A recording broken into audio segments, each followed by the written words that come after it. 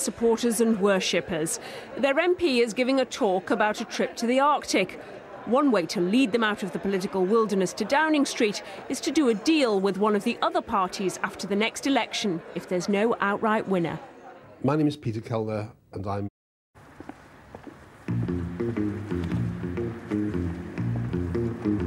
Nick Clegg's challenge is to find the right route to power. But if he doesn't boldly go, it could end up being a slow, painful plod to oblivion. And I'm joined now by Nick Clegg. Welcome to the Politics Show. I wonder whether you ever get sick of advice. But anyway, let's move on. Plenty of it there. Plenty of it there. Right, let's concentrate on one of those things where they're looking for you to be bold. And we heard from Mark Littlewood saying you should just simply come out and say the tax burden is too high.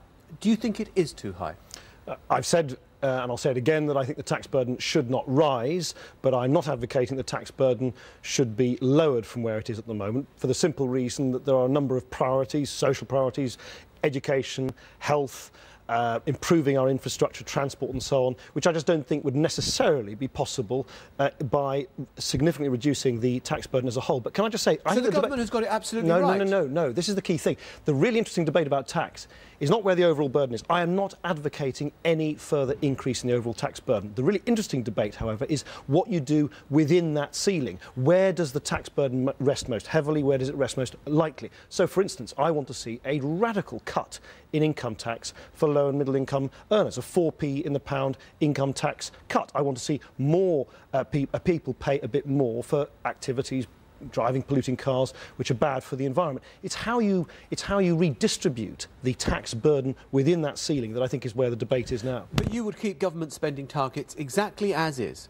No, I would want to actually quite the reverse. I'd want to dramatically change the list of spending priorities. But the total? No, well, the total... what I'm trying to say to you is I think the key thing is how do you reorder the priorities within the total amounts available at the moment.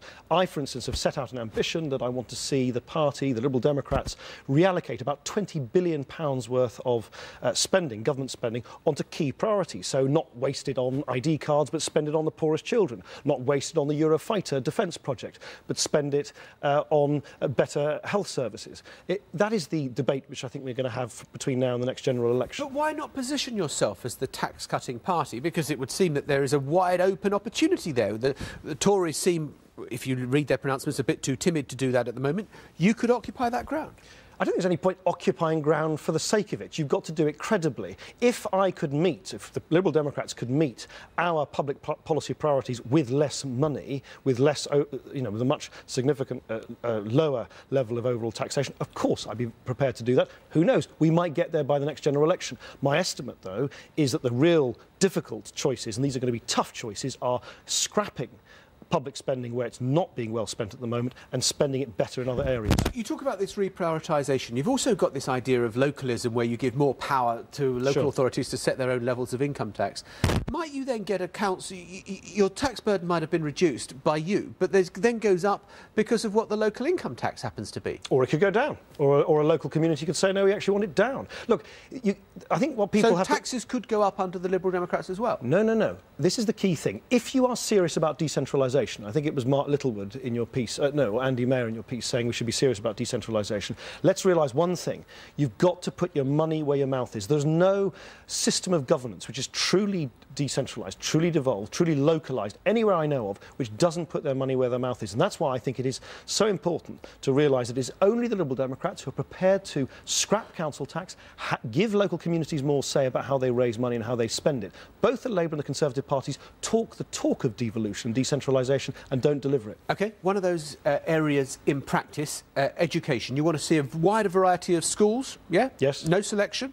I don't want to say... I think the selection in academy schools, foundation schools, trust schools need to be removed. What about faith schools? I think faith schools, personally, what I would like to see is a much greater pressure on faith schools to act as agents for integration rather than segregation. I think it is crucial. You're hesitating on that answer. I'll tell you why I'm hesitating, because if you have faith schools, and we have faith schools, and we're not proposing to scrap faith schools, then there clearly is a link between the ethos of the school and the religion to which that school is affiliated. Isn't that a form of selection? It can be in some areas. In some of the best faith schools, it is not. Some of the best education systems in the world, for instance, in the Netherlands, have got schools which are set up by churches but actually cater for a very wide variety of people. And you say you want to see this wider variety. Would you like to see more faith schools? Or do they add to social cohesion? In some areas they do, and in some areas they don't, is the truth. Where do you mean? Which ones add to cohesion and which ones don't? Well, for instance, I know of faith schools in my area in southwest Sheffield which are excellent schools which actually promote integration, promote understanding between religions, between different communities, where also you have relationships built up between faith schools of different faiths. That is a good model. You have others where it's quite clear they do act as, well, I'm not going to start naming individual schools, but you clearly have some schools which which communities?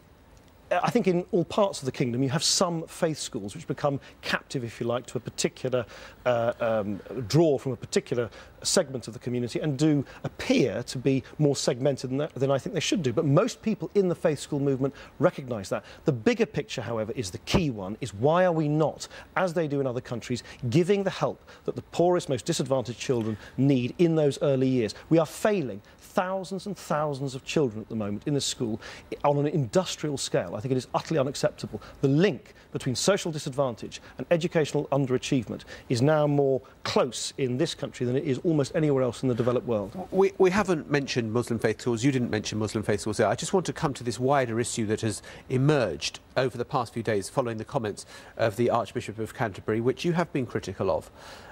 Do you think that he should be now considering his position? No, and listen, I'm a politician who believes in the disestablishment of the Church of England. I think the Church and the state, secular power and religious power, should be utterly separate. So the last thing I'm going to do as a politician is start saying whether he should consider his position, whether he should resign and so on. I think he's clearly got himself into a serious controversy, which in my view is a needless controversy. Does he need to choose his words more carefully in future? Yes. On this subject, yes. Was he ill-advised? I think to talk about a marketplace of different legal systems, as he did, and not appreciate that, notwithstanding all the subtleties of his arguments, which are much, much less offensive, if you like, than the interpretations of the comments, I think to have not perhaps anticipated that would cause a storm of controversy was a lack of forethought. Right. Let us move on to something else in the film. We heard Peter Kellner there talking about you'll never do a deal to prop up a minority Tory administration at Westminster.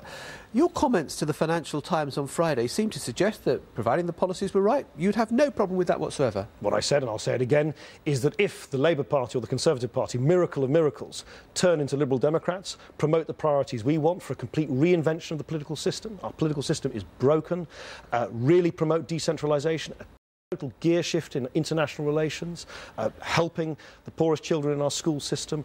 If they do all of those things, I don't care who writes that kind of manifesto, then of course, as someone who wants to see a more liberal Britain, of course I'm open to listening to those ideas. But look, I feel equidistant between the Labour Party, which is a rather authoritarian party, and the Conservative Party, which I think has never really taken social justice seriously and is rather swivel-eyed on issues like the environment. And I think a lot of the so-called liberal conservatism from David Cameron is fake liberalism. So I'm not, asking me to make a choice between the two is one that I don't find very appetising choice to make. But what I do say, as someone who wants to see a more liberal country to live in, is if they change radically, then of course I'll listen. OK, and you've talked about civil liberties, freedom of speech, all those things. What do you make of the British Olympic Association apparently trying to gag Olympic athletes who may be heading out to Beijing, saying, you mustn't be speaking about, you must refrain from any comment on human rights while you're there in China? I think it's extremely disappointing. I have to say I think it's part of a pattern of us kowtowing to the Chinese communist authorities. Don't forget, Gordon Brown was in Beijing just recently, and unlike even Tony Blair, and certainly unlike President Sarkozy from France, Chancellor Merkel from Germany, even President Bush from the United States, he said nothing publicly on China's appalling human rights record. Now look, we have to be very clear with the Chinese. They now play a significant role in the world economy and international affairs. That brings certain domestic responsibilities with it. And I think for us to sort of gag ourselves is a real abdication of our moral responsibility to push for human rights wherever they're being abused. Nick Clegg, thank you very much indeed for joining us on the Politics Show. Just one thing to point out. We should have said that Peter Kellner, who we saw in that film, of course, is not a member of the Liberal Democrats. Well-known pollster and pundit, non-aligned, though he must be referred to. Now, should cannabis be reclassified? It used to be a Class B drug, but 4 years ago it was downgraded to Class C. When Gordon Brown became Prime Minister, he ordered a new review of the drug's legal because of reports that stronger strains of cannabis were becoming available.